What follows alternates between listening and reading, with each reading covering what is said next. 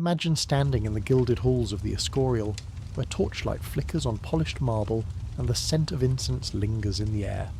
You are in the heart of Philip II's Spain, the empire that stretches from the Americas to the Philippines, a realm so vast the sun never sets upon it. The year is 1570, and you feel the weight of ambition in every whispered conversation among courtiers.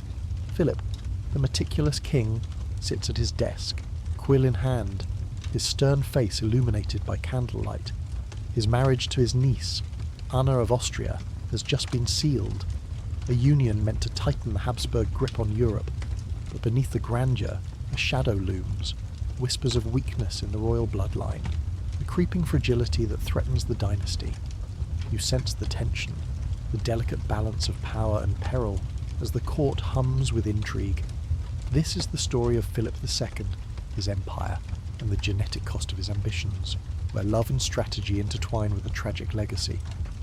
You walk through the Escorial's corridors, your footsteps echoing on stone floors worn smooth by countless attendants. The air carries the faint clink of armour from guards stationed at every corner, their eyes scanning for threats.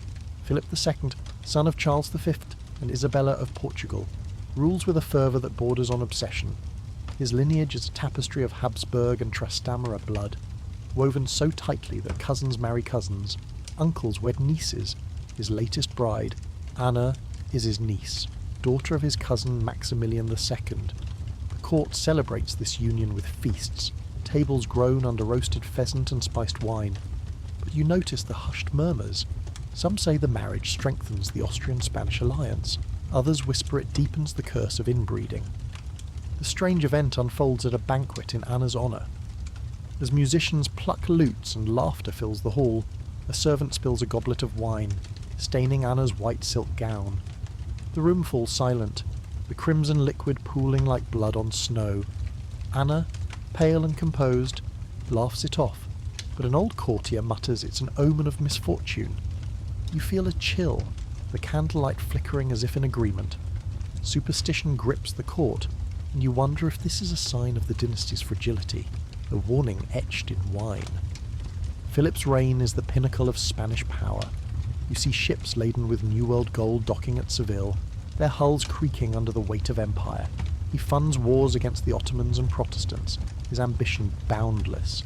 Yet, his son, Philip III, born of an earlier marriage to Elizabeth of Valois, shows troubling signs. The boy is frail, his speech slow, his jaw pronounced, a hallmark of the Habsburgs. You overhear physicians debating in hushed tones. Is it the tight web of royal marriages causing this? The genetic toll of inbreeding is an open-ended question. Some argue it's divine punishment for hubris, others, a biological inevitability. Could strategic marriages have been managed differently, balancing power without sacrificing health? You ponder this as you watch Philip III stumble during a court dance, his movements sluggish, his eyes distant. The Escorial's gardens offer a brief respite. You stroll among manicured hedges, the scent of orange blossoms soothing your senses. A lone vine leaf clings to a trellis, trembling against a sudden gust of wind, much like the dynasty itself. Philip's devotion to his empire is palpable. He spends hours drafting decrees, his ink-stained fingers a testament to his control, but you notice his fatigue, the weight of ruling a world-spanning empire. His marriage to Anna, meant to secure alliances, also deepens the genetic pool stagnation. Anna, young and vibrant, bears him children, but you hear whispers of miscarriages and frail infants. The court's optimism frays, like a tapestry unravelling at the edges. You pause by a fountain, its water glinting under moonlight. The academic argument lingers. Did the Habsburgs' marriage strategy doom them? Supporters of Philip's policy argue its centralised power, uniting Spain and Austria against rivals. Critics counter that it concentrated genetic flaws, weakening heirs like Philip III. You imagine a different path, marriages to distant nobles, perhaps diluting the bloodline's defects but risking political fragmentation. The question remains open, a puzzle for historians. Could the Habsburgs have foreseen the consequences, or was their ambition too blinding? The court's opulence masks its unease.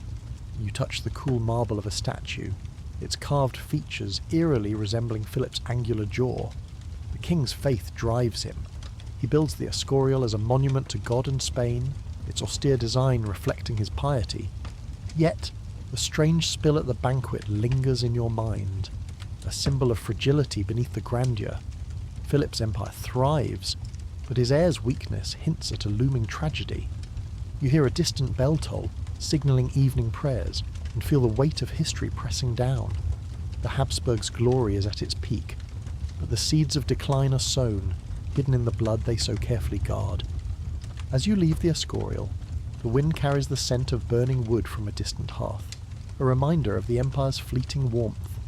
Philip II's reign is a triumph, but the cost is written in his son's frail frame. You wonder what lies ahead for this dynasty, bound by blood and ambition, as the stars emerge above the Spanish plains. You stand on the sun-scorched cliffs of Lisbon, the Tagus River glittering below like a ribbon of molten silver. It's 1578, and the air hums with the fervour of Prince Sebastian of Portugal, a young man whose eyes burn with dreams of glory.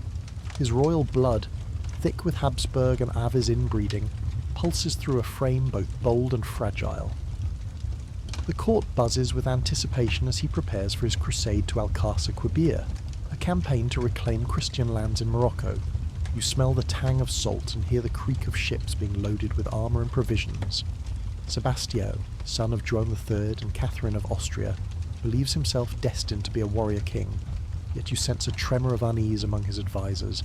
His lineage, tangled by generations of cousin marriages, whispers of weakness beneath his bravado. This is the tale of Sebastião's doomed quest, where ambition clashes with the frailties of a close bloodline, leaving Portugal teetering on the edge of crisis. The docks are alive with activity. You watch as soldiers, their breastplates gleaming, march aboard galleons, their banners snapping in the wind. Sebastião strides among them, his youthful face alight with zeal, his voice ringing with promises of victory. His mother, Catherine, was a Habsburg, and his father's lineage loops back to the same royal well. You notice his slight frame, the faint tremor in his hands, signs of the inbreeding that haunts his family. The court whispers of his reckless courage, calling him the Desired, yet some fear his fervour masks a deeper instability. You feel the weight of their hopes, fragile as the sea foam lapping at the hulls. A strange event unfolds as Sebastião boards his flagship. A black cat, its eyes like emeralds, darts across the gangplank, pausing to stare at the prince before vanishing into the hold. Gasps ripple through the crowd, sailors cross themselves, muttering of ill omens. You feel a chill, the sea breeze sharp against your skin, as if the cat carries a warning from the fates.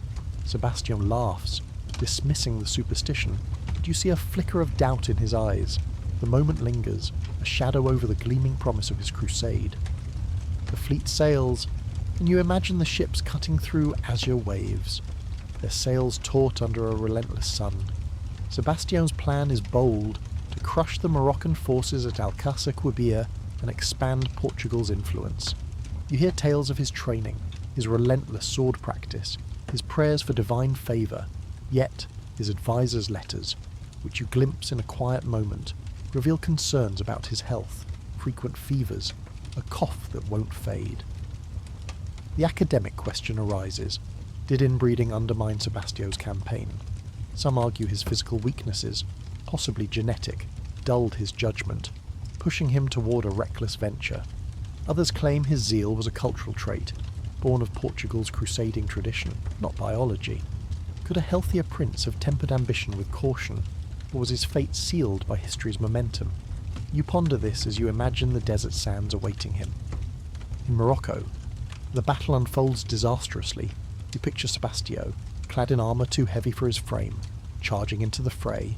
The sun blazes, dust chokes the air, and you hear the clash of steel, the screams of men, his forces, outnumbered, falter against the Moroccan army. Sebastião fights valiantly, but his strength wanes. His vision blurs, perhaps a legacy of his inbred lineage. He falls, his body lost in the chaos, leaving no heir. You feel the weight of Portugal's future crumbling. the Empire's hopes buried in the sand. The news reaches Lisbon, and you hear the wails of courtiers, the tolling of bells like a heartbeat slowing to silence. Back in the capital, you walk through a palace draped in mourning black. The scent of wax from flickering candles fills the air, and a lone vine leaf, caught in a draught, skitters across the floor, defiant against the gloom. Portugal faces a succession crisis. Sebastião's death leaves the throne vulnerable, inviting Spanish interference. You overhear nobles debating, could intermarriage with distant houses have strengthened the Avis line, preventing this collapse? The question hangs, unresolved, as factions vie for power. Some blame Sebastião's inbred frailties, others see his crusade as a noble, if doomed, pursuit of glory. You pause by a window, the river below reflecting a blood-red sunset. The black cat's fleeting appearance gnaws at you, a symbol of fate's cruel whimsy. Sebastião's ambition was a flame that burned too brightly, consuming him and his kingdom's stability. You wonder if the court's faith in royal blood blinded them to its risks, or if destiny demanded this sacrifice. The academic argument persists. Was Inbreeding the true architect of Portugal's crisis, or merely a scapegoat for human hubris? As you leave the palace, the wind carries the distant cry of a gull, a mournful echo of a kingdom adrift. You find yourself in the shadowed halls of Madrid's Alcazar, where the air is thick with the scent of old tapestries and flickering oil lamps cast ghostly patterns on the walls. It's 1690, and Spain's empire, once a titan under Philip II, now falters under Charles II, the last Habsburg king. His frail form, propped on a velvet throne, seems to shrink beneath the weight of his crown. Born of Philip Thorp and his niece Mariana of Austria, Charles embodies the tragic pinnacle of Habsburg inbreeding. His body a canvas of genetic frailties, protruding jaw, slurred speech, and seizures that shake the court's confidence. You hear the murmurs of courtiers, their velvet cloaks rustling as they whisper of a kingdom teetering on collapse. This is the story of Charles the Quim's reign, where a weakened king and a barren throne lead to the War of Succession, unravelling Spain's golden age. You walk the palace corridors, the clack of your boots muffled by threadbare rugs. Charles, barely 30 but aged beyond his years, struggles to speak. His words a garbled plea for loyalty from advisers who eye each other with suspicion. His inbreeding coefficient, a staggering 0.254, surpasses that of siblings born to parents. You see it in his sunken eyes, his limbs too weak to hold a quill for long. The court, once vibrant, now feels like a mausoleum, its grandeur fading like a painting left in the sun. Nobles plot, knowing Charles cannot produce an heir. His marriages to Marie-Louise of Orleans and Maria Anna of Neuburg remain fruitless, the royal bedchamber a silent testament to dynastic failure. A strange event disrupts the court's sombre routine. During a mass in the royal chapel, a candle topples from its holder, its flame igniting a priest's robe before being swiftly extinguished. Gasps echo. The priest is unharmed, but you catch the courtiers' wide-eyed glances, interpreting it as a divine warning of the dynasty's end. The wax pools on the stone floor, cooling into a shape like a broken crown. You feel the weight of their fear, the air heavy with incense and dread, as if the heavens themselves mourn Spain's decline. The empire crumbles under Charles's frail rule. You picture distant colonies, Mexico, Peru, the Philippines, where governors hoard gold, their loyalty waning as Spain's power phrase. At home, you hear of empty treasuries, of armies unpaid and mutinous. Charles's advisers, split between Austrian and French factions, bicker over who will inherit the throne. You sense the tension, like a rope stretched to snapping. The academic question looms: did inbreeding alone doom Charles II's reign? Or was Spain's decline inevitable under the weight of overextension? Some argue his genetic weaknesses paralysed governance, his incapacity inviting chaos. Others contend economic mismanagement and endless wars were the true culprits. With inbreeding a convenient scapegoat, could a healthier king have steered Spain from ruin? Or was the empire's collapse written in its sprawling ambitions? You ponder this as you watch Charles, his trembling hand clutching a rosary, his faith aflicker in the gathering dark. You step into the palace gardens, where wilted roses droop under a grey sky. A lone vine leaf, brittle and curled, clings to a trellis, resisting the autumn wind's pull. Charles's life is a litany of ailments, seizures, digestive woes, a jaw so malformed he struggles to chew. Physicians, their robes stained with herbal remedies, debate futile treatments, their voices low to avoid alarming the court. You overhear their despair. The king's body is a prison, his mind clouded but not cruel.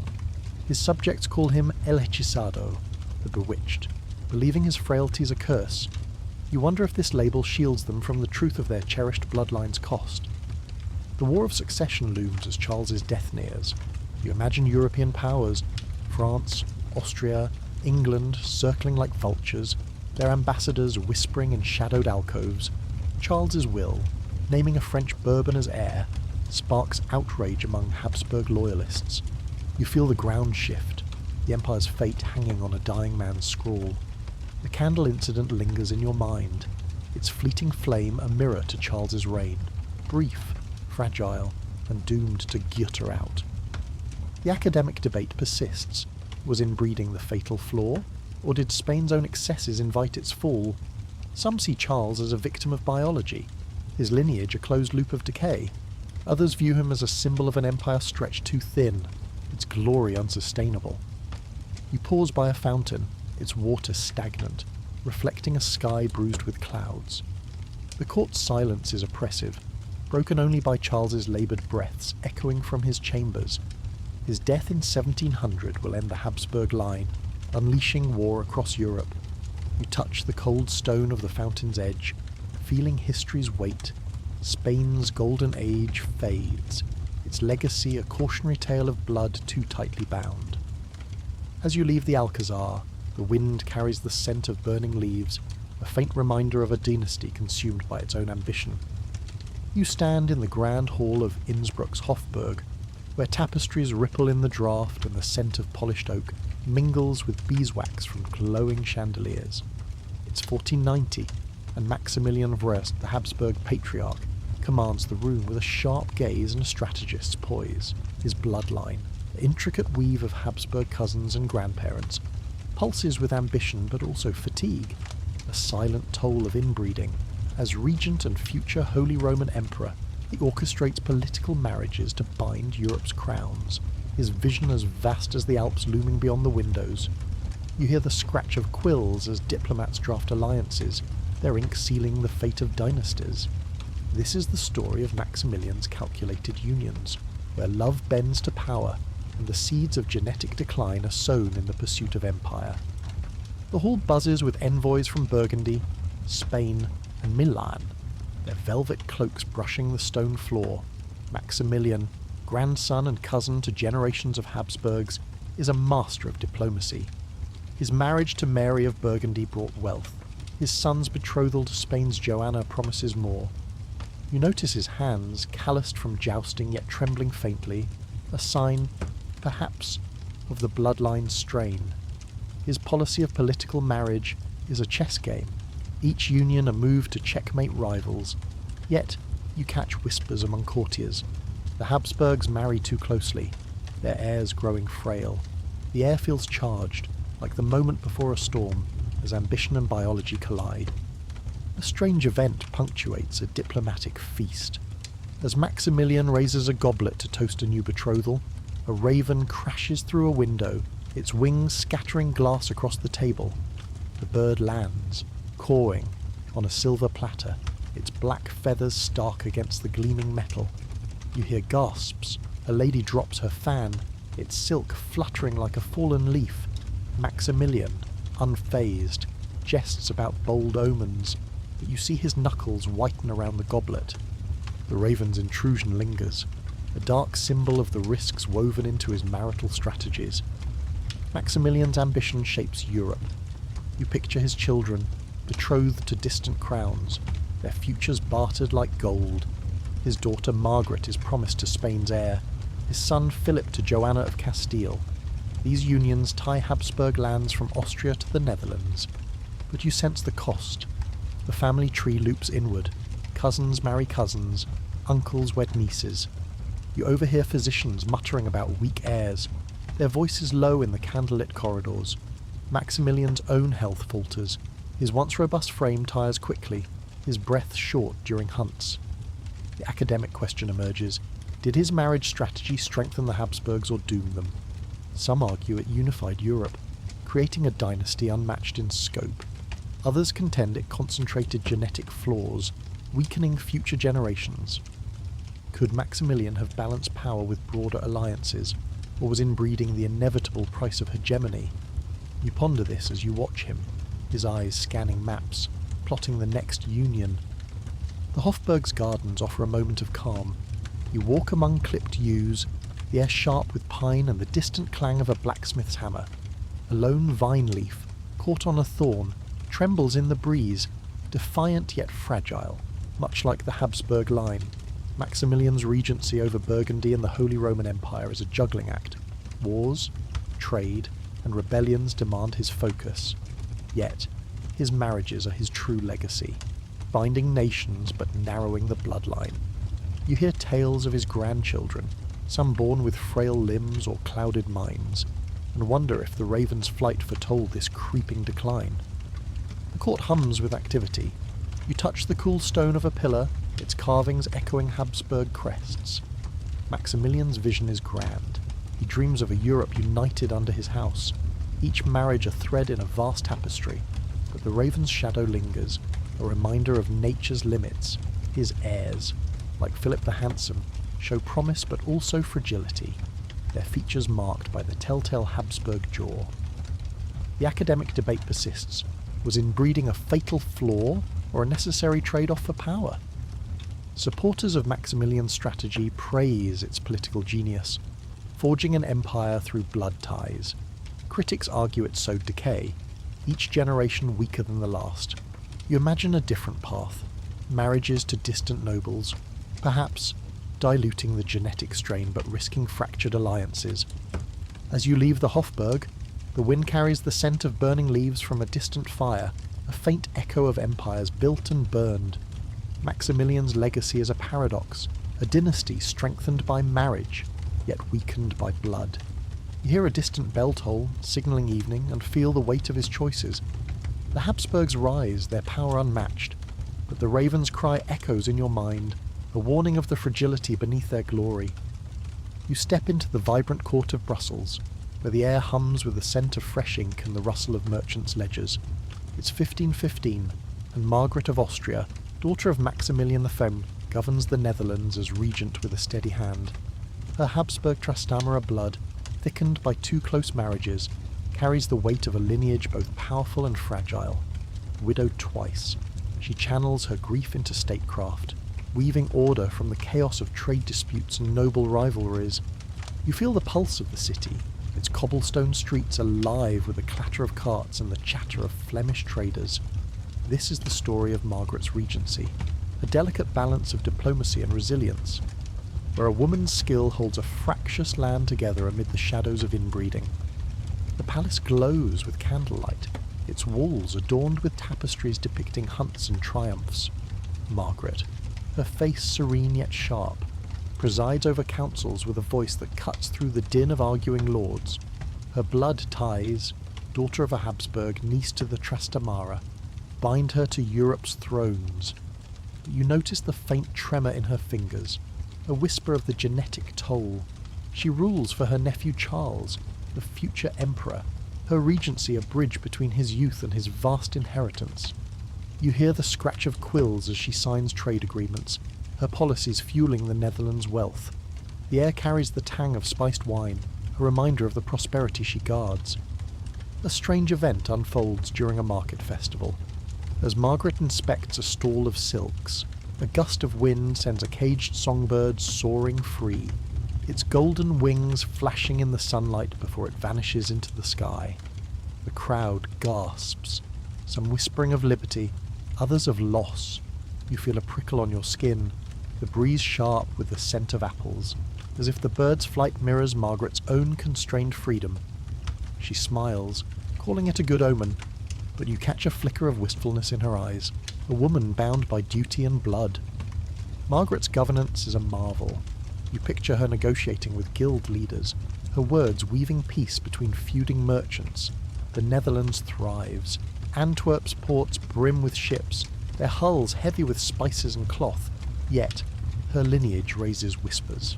Her Habsburg Trastamara roots, tangled by cousin marriages, spark rumours of frail heirs in other courts.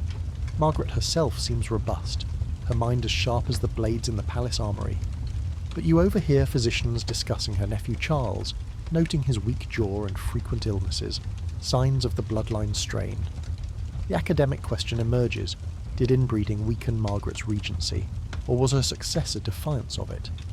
Some argue her diplomatic skill overcame any genetic flaws, her rule a triumph of intellect. Others suggest the Netherlands' wealth, not her blood, ensured stability. Could a less-inbred regent have matched her finesse, or was her success tied to her Habsburg ties? You ponder this as you watch her, her quill pausing over a letter to her father, Maximilian. The palace gardens offer a quiet escape. You walk among trimmed hedges, the air thick with the scent of blooming tulips. A lone vine leaf, caught in a rosebush, flutters against the wind, a symbol of Margaret's delicate hold on power.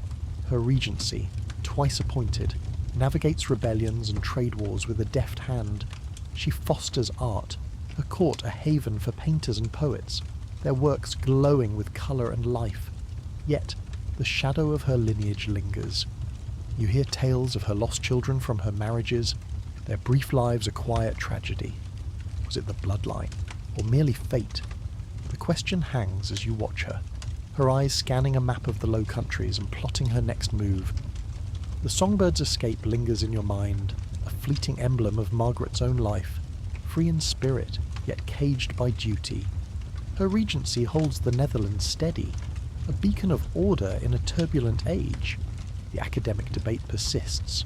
Was inbreeding a minor flaw in her story, or a threat she outwitted?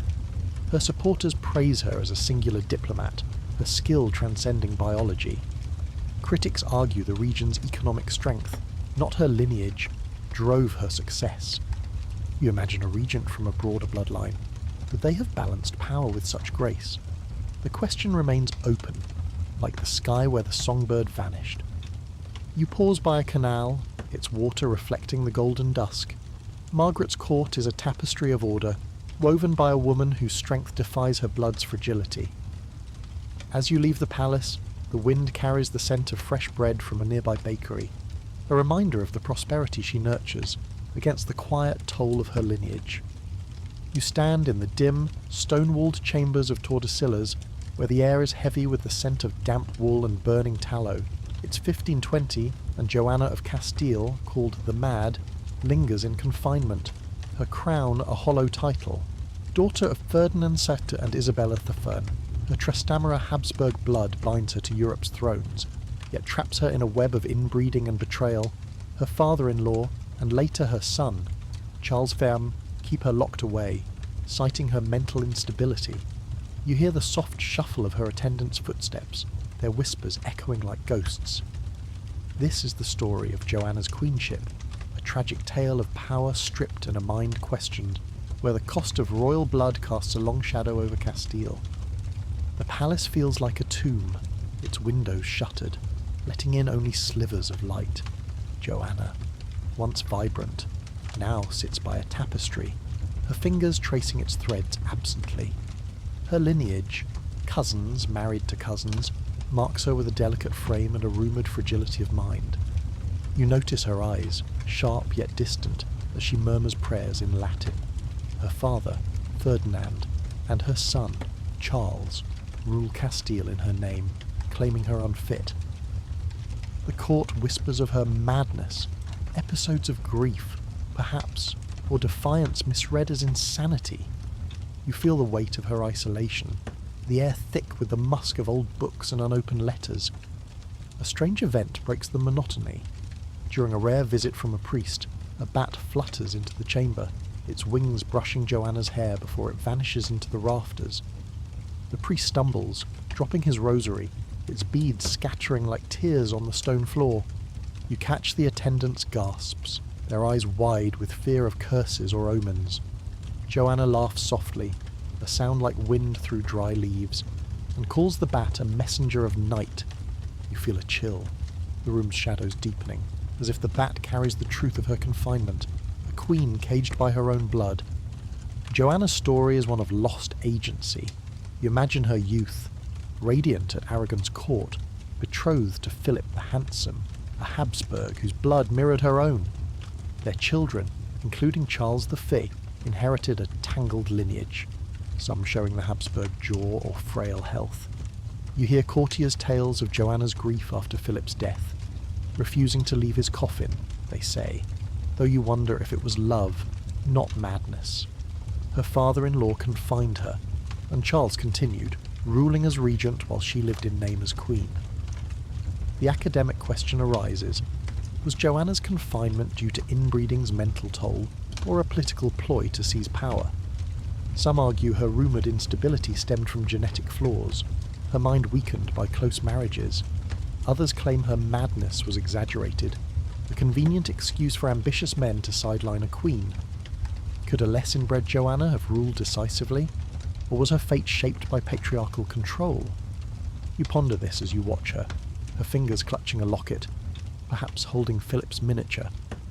The palace garden, overgrown and wild, offers a fleeting escape. You walk among tangled vines, their leaves brittle underfoot, yet sharp with the scent of wet earth. A lone vine leaf, caught on a thorn, trembles in the breeze, mirroring Joanna's fragile hold on her title. Her confinement spans decades, nearly 50 years in Tordesillas, her world reduced to these walls. You hear of her lucid moments, writing letters to Charles, pleading for freedom, but they go unanswered.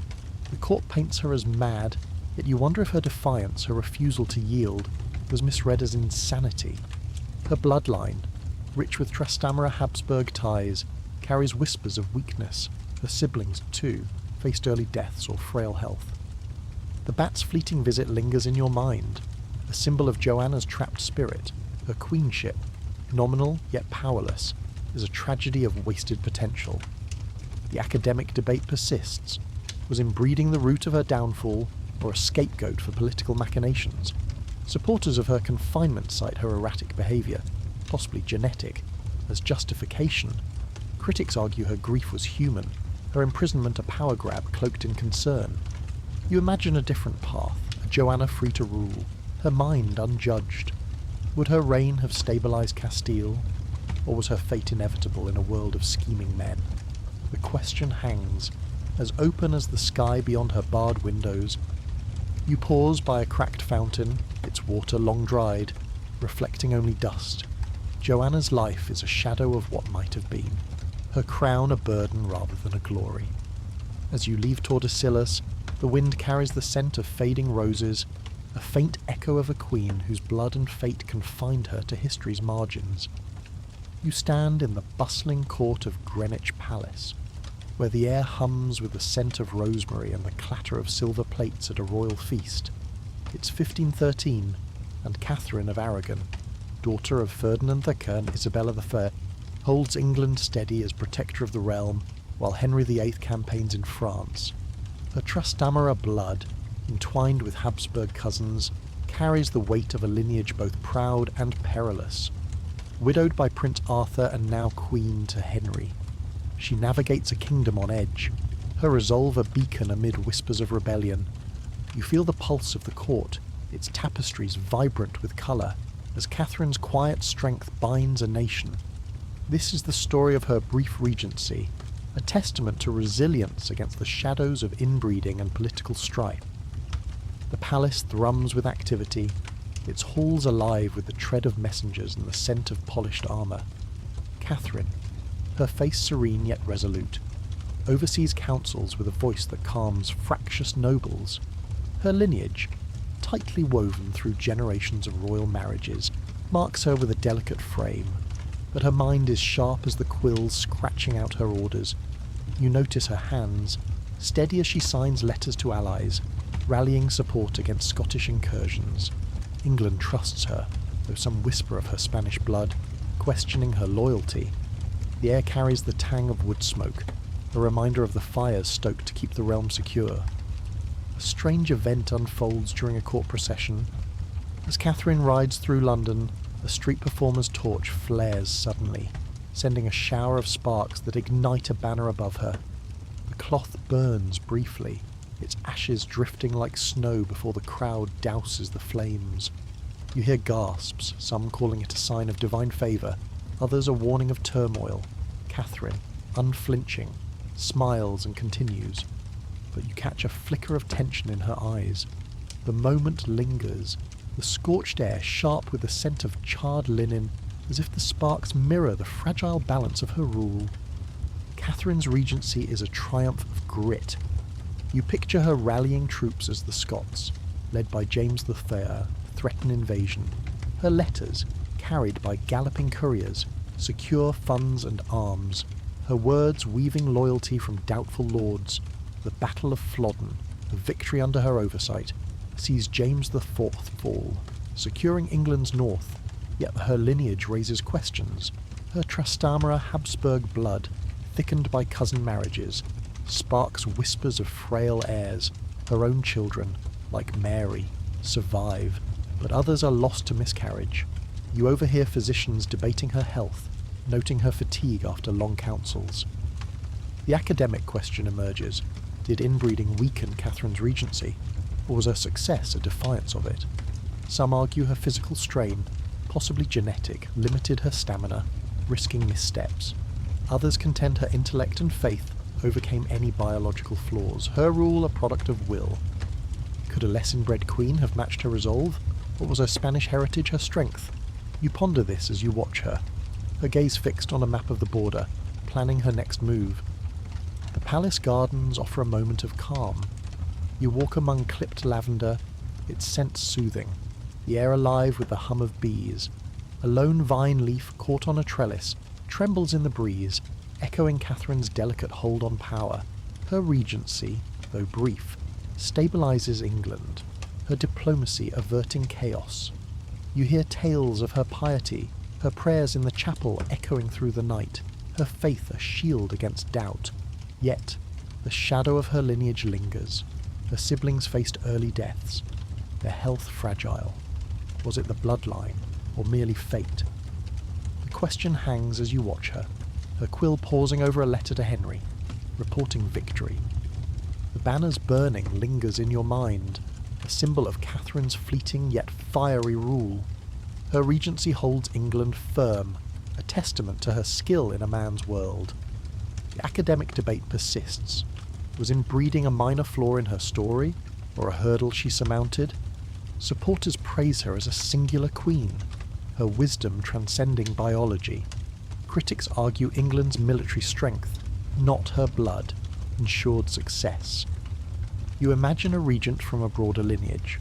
Would they have rallied the realm with such grace? The question remains open, like the sky above the Thames. You pause by a fountain, its water glinting under a pale sun. Catherine's court is a beacon of order, her resilience a light against the weight of her bloodline. As you leave Greenwich, the wind carries the scent of river mud and blooming gorse, a reminder of a queen whose strength held a kingdom, if only for a moment. You find yourself in the draughty halls of Stirling Castle, where the scent of peat smoke clings to tapestries and the wind howls through narrow windows. It's 1514, and Margaret Tudor, sister of Henry VIII, stands as regent for her infant daughter.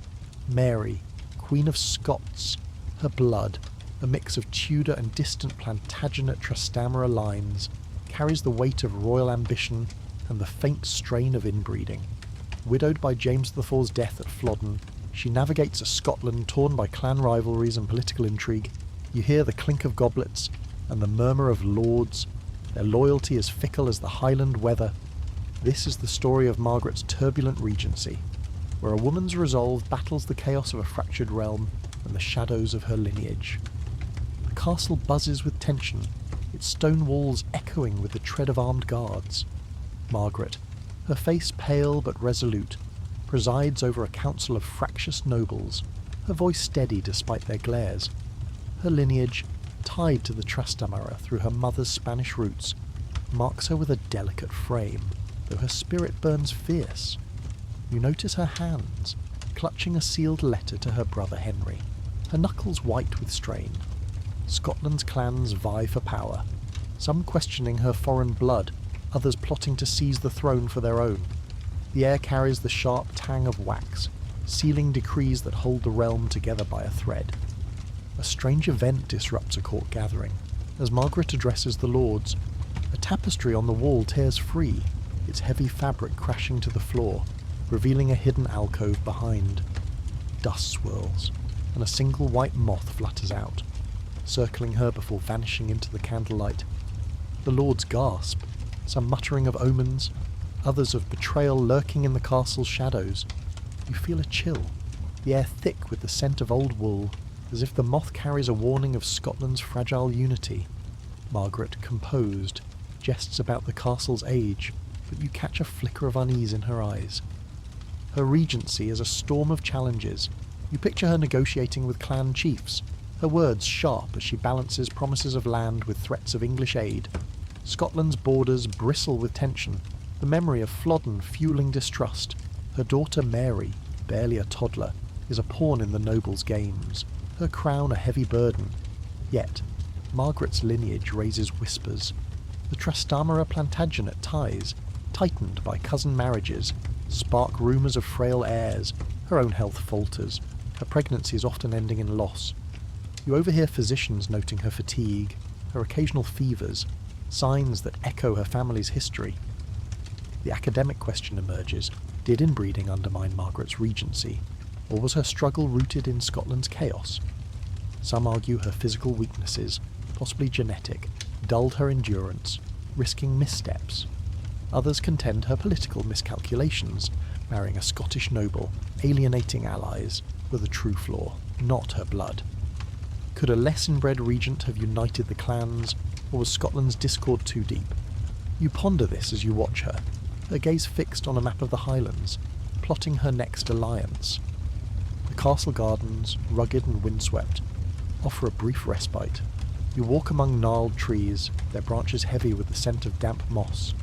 A lone vine leaf, caught in a bramble, trembles against the gusts, mirroring Margaret's precarious hold on power.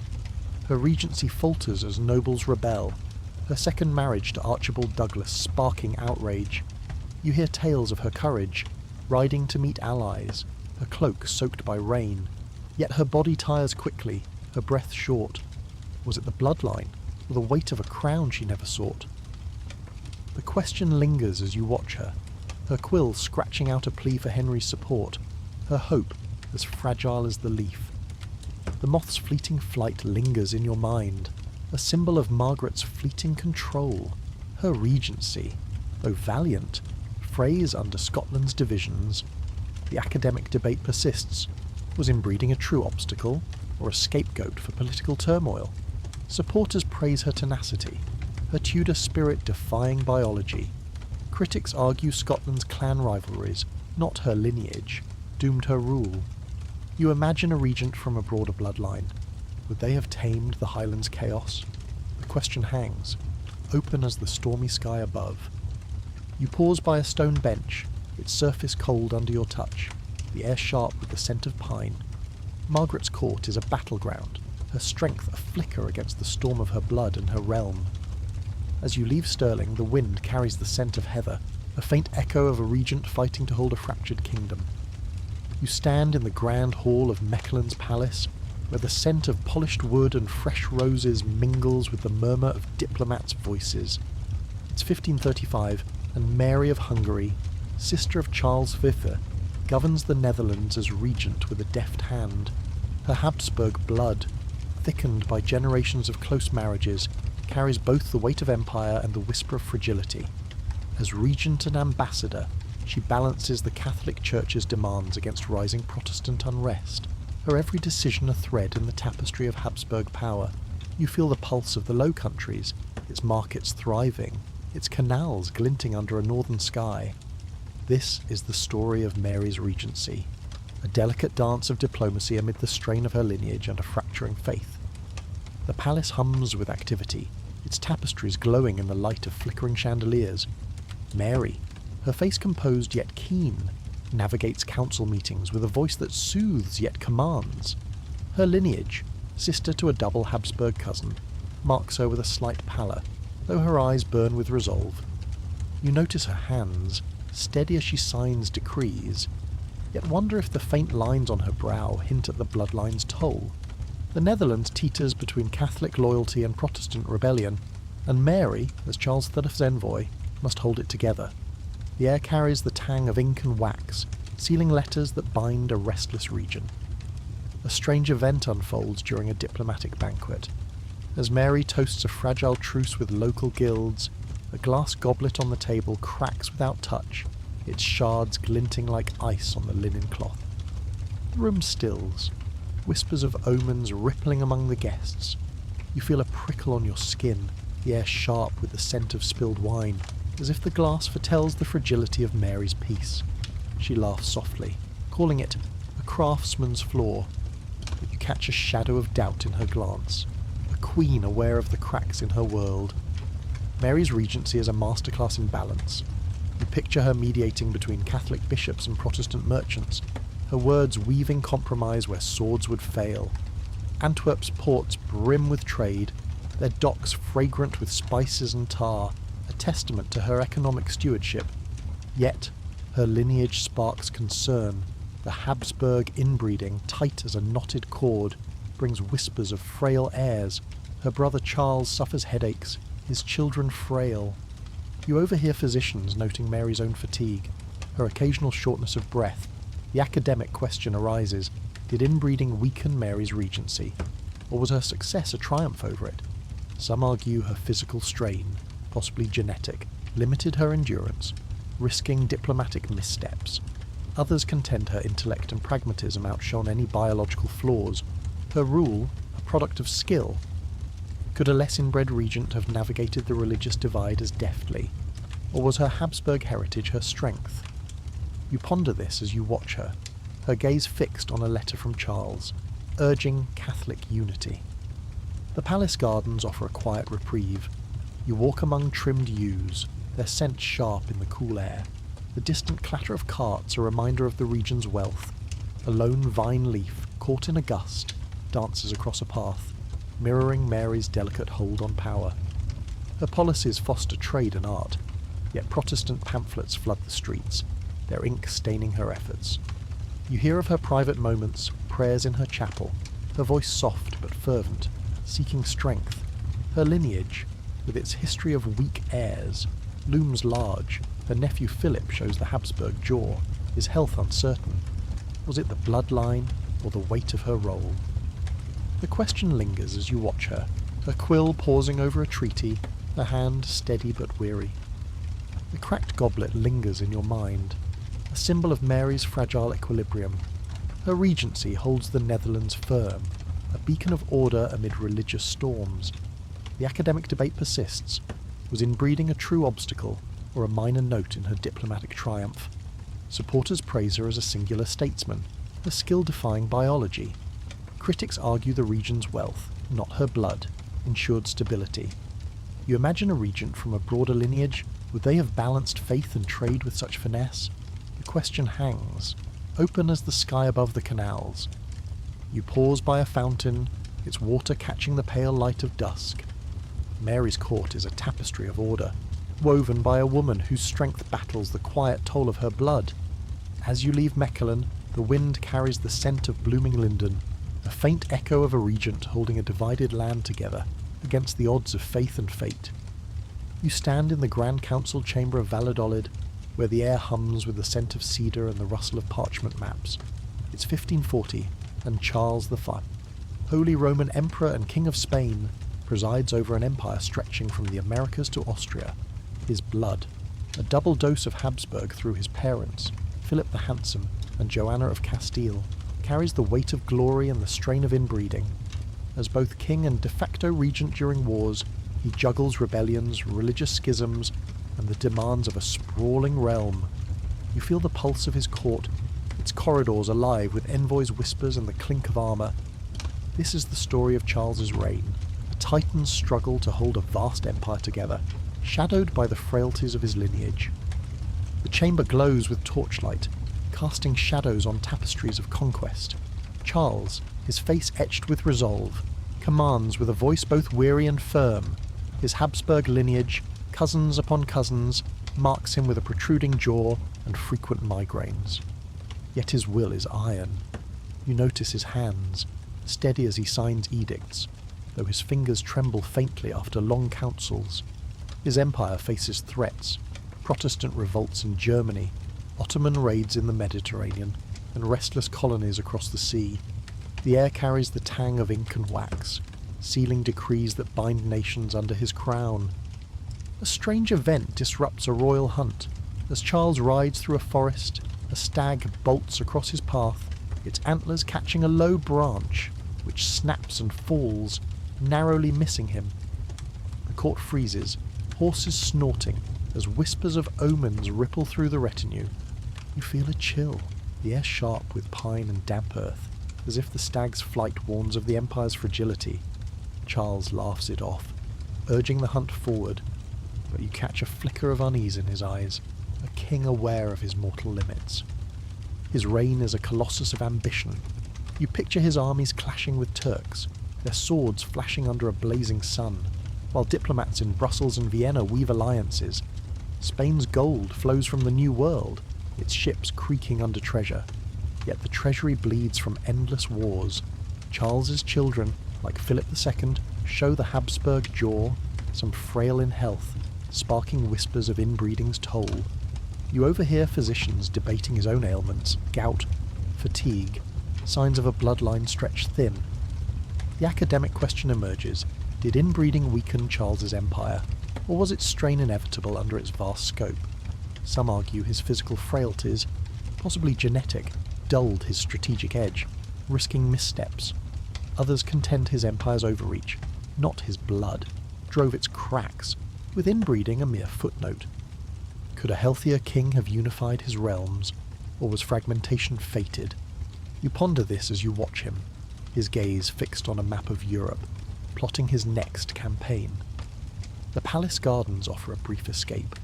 You walk among manicured hedges, their scent mingling with the distant clang of a smithy. A lone vine leaf, caught in a rosebush, trembles in the breeze, echoing Charles's delicate grip on power. His faith drives him. He prays for unity, his rosary worn smooth by fervent hands. Yet, Protestantism spreads, and you hear of rebellions in Germany, their pamphlets sharp as daggers.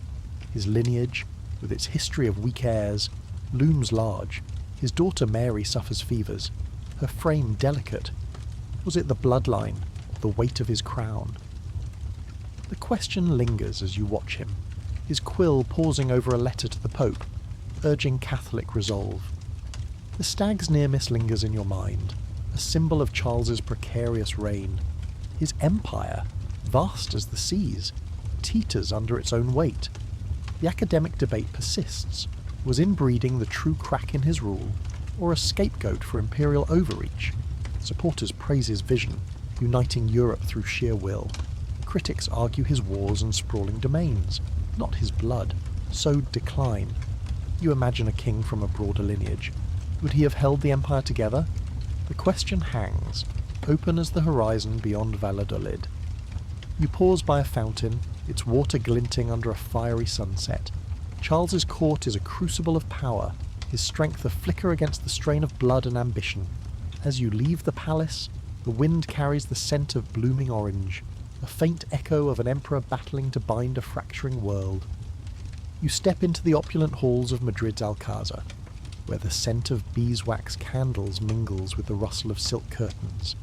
It's 1650, and Maria Anna of Portugal, mother of Maria Theresa, and granddaughter of Habsburg Trastamara unions, governs as regent while Philip IV fights on distant battlefields.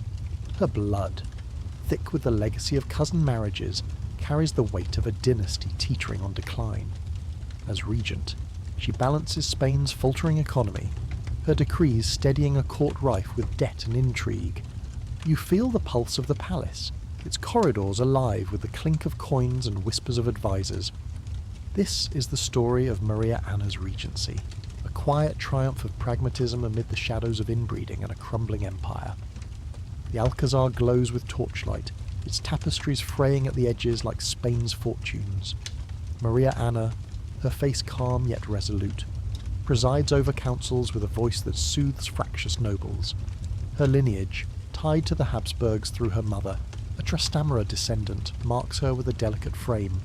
Though her mind is sharp as the ledgers she reviews, you notice her hands, steady as she signs trade agreements, though a faint tremor betrays long hours of work. Spain's coffers, drained by wars, demand her focus. She cuts court expenses, her frugality a lifeline for the realm. The air carries the tang of ink and leather, binding a nation on the brink. A strange event unfolds during a court audit. As Maria Anna examines a ledger, a gust from an open window scatters papers, revealing a hidden note tucked among the accounts, a cryptic plea for funds, unsigned. The room stills, advisors exchanging wary glances, some whispering of spies or sabotage. You feel a prickle on your skin, the air sharp with the scent of dust and wax, as if the note hints at unseen threats to her rule. Maria Anna, unruffled, orders the papers gathered, but you catch a flicker of suspicion in her eyes, a regent wary of betrayal. Her regency is a beacon of stability. You picture her negotiating with merchants, her words securing loans to fund Philip's campaigns. Madrid's markets bustle, their stalls fragrant with bread and spices, a testament to her economic reforms. Yet, her lineage raises whispers. The Habsburg Trastamara blood, woven through generations, sparks rumours of frail heirs. Her daughter Maria Theresa is healthy, but other siblings falter. You overhear physicians noting Maria Anna's own fatigue, her occasional pallor after long councils. The academic question emerges: did inbreeding weaken her regency, or was her success a defiance of it? Some argue her physical strain, possibly genetic, risked errors in governance. Others contend her pragmatism outshone any biological flaws, her policies saving Spain from collapse. Could a less inbred regent have stabilised the economy as deftly, or was her Habsburg resolve her strength? You ponder this as you watch her gaze fixed on a balance sheet, calculating survival. The palace gardens offer a quiet reprieve. You walk among wilted roses, their petals soft underfoot, the air heavy with the scent of damp earth. A lone vine leaf, caught in a thorn bush, trembles in the breeze, mirroring Maria Anna's fragile hold on power. Her reforms, tax adjustments, trade pacts, keep Spain afloat, yet whispers of rebellion stir in the colonies. You hear of her private moments, praying in the chapel, her voice a soft murmur for her daughter's future. Her lineage, with its history of weak heirs, looms large. Her nephew, Charles II, frail and speechless, foreshadows the dynasty's end. Was it the bloodline, or the weight of empire? The question lingers as you watch her quill pausing over a decree, her hand steady but weary. The hidden note lingers in your mind, a symbol of the unseen pressures on Maria Anna's rule. Her regency holds Spain steady, a flicker of order in a fading empire. The academic debate persists. Was inbreeding a true obstacle, or a minor note in her economic triumph? Supporters praise her as a master of frugality, her skill-defying biology. Critics argue Spain's trade networks, not her blood, ensured stability. You imagine a regent from a broader lineage. Would they have balanced the books with such care? The question hangs, open as the sky above Madrid. You pause by a cracked fountain, its water sluggish, reflecting a bruised dusk. Maria Anna's court is a fragile bastion, her strength a shield against the toll of blood and debt. As you leave the Alcazar, the wind carries the scent of burning olive wood, a faint echo of a regent holding a crumbling empire together, against the odds of history. You walk through the echoing halls of a grand European palace, its walls lined with faded portraits of kings, princes, and regents, their faces marked by the telltale Habsburg jaw or the delicate pallor of Trastamara blood. The air carries the scent of old vellum and the distant toll of a cathedral bell, as if history itself mourns the dynasty's fall. It's 1700, and the Habsburg line in Spain has ended with Charles II, leaving Europe reshaped by wars of succession and shifting alliances. You've traced the lives of Philip II, Sebastio, Charles II, Maximilian, Blanche, Margaret of Austria, Joanna, Catherine, Margaret Tudor, Mary, Charles V, and Maria Anna, each a thread in the tapestry of royal inbreeding, their stories woven with ambition, fragility, and tragedy. This final chapter reflects on the lessons of their reigns, where the pursuit of power through closed bloodlines sowed both glory and ruin. The gallery feels like a time capsule, each portrait a window into a life shaped by blood too tightly bound. You pause before Philip Thec's stern visage, his empire vast but his heir frail. Sebastian's youthful gaze follows, his crusade cut short by a body weakened by inbreeding. Charles II's sunken eyes tell of a dynasty's end, his ailments a grim legacy. Maximilian's strategic marriages built an empire, yet planted seeds of decline. Blanche and Margaret of Austria held their realm steady, their strength defying whispers of genetic flaws. Joanna's confinement, Catherine's resilience, Margaret Tudor's struggles, Mary's diplomacy, Charles V's vast rule, and Maria Anna's frugality all reflect the paradox of royal blood, a source of legitimacy, yet a creeping curse. The air hums with the weight of their choices, the portrait's colours dulled by time, like the dynasties themselves. A strange event unfolds as you linger. A sudden draught sweeps through the gallery, and a single portrait of Joanna tilts on its hook, its frame creaking as if straining to speak. Dust motes dance in the dim light, and you feel a chill, the air sharp with the scent of aged wood, as if the past demands your attention. The moment passes, but the tilt lingers in your mind, a symbol of the instability that shadowed these rulers, their bloodlines a fragile foundation for their crowns. The lesson is clear. Inbreeding centralised power but courted disaster. You imagine the courts of Spain, Portugal, France, and the Netherlands, their thrones held by rulers whose blood tied them too closely. The Habsburgs and their allies married cousins to secure alliances, their strategy forging empires but weakening heirs. You recall Charles VI's seizures, Sebastian's frailty, and the lost children of Catherine and Margaret Tudor. The academic question persists. Was inbreeding the fatal flaw of these dynasties, or merely one thread in their unravelling? Some argue it directly caused physical and mental frailties, dooming rulers like Charles VII. Others contend political overreach, economic strain, and external wars were greater culprits, with inbreeding a convenient scapegoat. Could broader marriages have saved these dynasties, or would new alliances have fractured their power? The debate remains open, a puzzle etched in the portrait's fading lines. You step into a courtyard, where a lone vine leaf, brittle and caught in a crack, trembles against a cold wind. The empires of these rulers, Spain's golden age, Portugal's crusades, France's stability, rose on the strength of their blood, yet fell as that blood turned inward. Wars of succession, like the one sparked by Charles VI's death, forced Europe to rethink intermarriage, pushing dynasties toward broader unions. You hear the distant clatter of a carriage, a reminder of a world moving beyond these closed bloodlines. The genetic toll, jaws malformed, heirs barren, minds clouded, became a warning, urging monarchs to look beyond their kin. The tilted portrait lingers in your mind, a final echo of Joanna's caged queenship, a symbol of a system that bound power to peril. These rulers' stories teach that even the mightiest empires can falter when blood grows too close. You touch the courtyard's stone wall, its surface worn by centuries, and feel the weight of their legacy. The academic debate endures. Was inbreeding the architect of their tragedy, or a symptom of deeper flaws? The question hangs, as open as the sky above, its answer lost in the shadows of history. You reflect on the saga of royal inbreeding, a thread that bound the fates of Europe's greatest dynasties, from Philip II's golden empire to Charles VI's frail end. The Habsburgs and their allies wove power through close marriages, only to reap genetic ruin. Sebastian's doomed crusade, Maximilian's strategic unions, and the regencies of Blanche, Margaret of Austria, Catherine, Margaret Tudor, Mary, and Maria Anna showed resilience, yet their bloodlines whispered of weakness, jaws malformed, heirs lost, thrones left barren.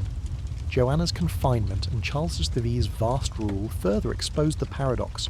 Blood secured crowns but sowed fragility. The academic question lingers. Did inbreeding doom these dynasties, or was it one flaw among many, like overreach or war?